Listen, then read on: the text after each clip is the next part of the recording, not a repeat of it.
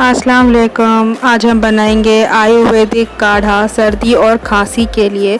इसे हर एज के लोग पी सकते हैं और 5 साल की उम्र से ऊपर बच्चे भी इसे पी सकते हैं। चलिए इसे बनाना शुरू करते हैं।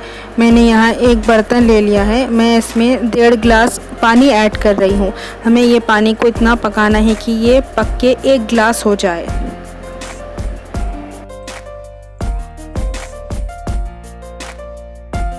अब मैं इसमें डाल रही हूँ 4 छोटे पीस दालचीनी के,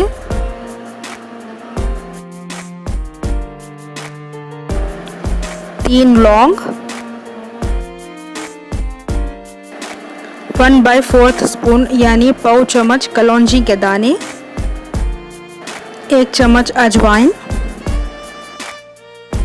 1 चम्मच काली मिर्च का पाउडर,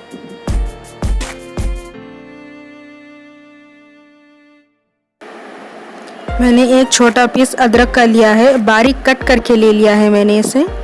ये भी हम डाल लेंगे। अब हमें पानी को अच्छे से पकाना है ताकि ये 1.5 गिलास से 1 गिलास हो जाए। पानी अच्छे से पकने के बाद हम इसे छानकर एक गिलास में निकाल लेंगे। ज़ाहिर सी बात है ये टेस्ट में बिल्कुल अच्छा नहीं होगा, इसलिए हम इसमें ऐड कर रहे हैं 2 स्पून हनी। हनी से भी सर्दी और खांसी बहुत जल्दी कम हो जाती है। 2 स्पून हनी ऐड करने के बाद इसका टेस्ट अच्छा हो जाएगा।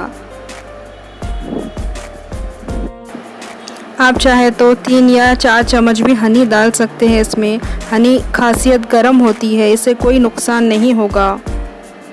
आप भी इसे ज़रूर ट्राई करिए और मुझे कमेंट करके बताइए कि आपको मेरा काढ़ा कैसा लगा। मेरे चैनल को लाइक और सब्सक्राइब ज़रूर करिएगा।